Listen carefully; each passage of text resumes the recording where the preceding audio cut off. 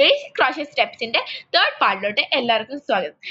കഴിഞ്ഞ 2 വീഡിയോസിലായിട്ട് നമ്മൾ slip നോട്ടും chain സ്റ്റിച്ചും പഠിച്ചിട്ടുണ്ടായിരുന്നു. ഇന്ന് നമ്മൾ പഠിക്കാൻ പോകുന്നത് സ്ലിപ്പ് സ്റ്റിച്ചാണ്. അപ്പൊ നമുക്ക് നേരെ ഞാൻ ഫസ്റ്റ് തന്നെ 5 സ്റ്റിച്ച് ചെയിൻസ് എടുത്തിട്ടുണ്ട്. എക്സ്ട്രാ യാൺ എഗെയിൻ നമ്മൾ ഒരെണ്ണം കൂടെ ചെയ്യണം. യാൺ ഓവർ ചെയ്യുക, പുള്ളി ചെയ്യുക, ആദ്യം മുതൽ ചെയ്യുക. അതിനുശേഷം നമ്മൾ കണ്ടോ ഇവിടെ ഒരു ലൂപ്പ് ഉണ്ട്.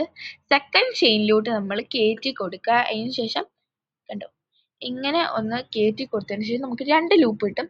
അതിനുശേഷം നമ്മൾ യാൺ ഓവർ ചെയ്യുക.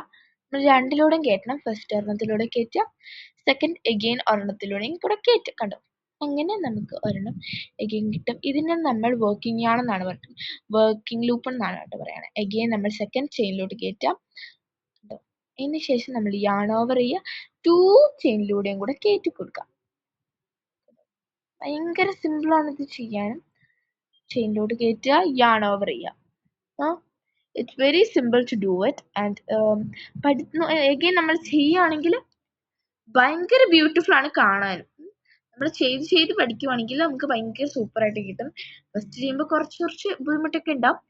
എന്നിട്ട് കുറെ നാൾ ചെയ്യുമ്പോൾ നമുക്ക് സൂപ്പറായിട്ട് ബ്യൂട്ടിഫുൾ ആയിട്ടുള്ള ഒരു ചെയിൻ കിട്ടും. കണ്ടോ നമ്മൾ ഈ 2ലൂടെയും കൂടെ കയറ്റുക.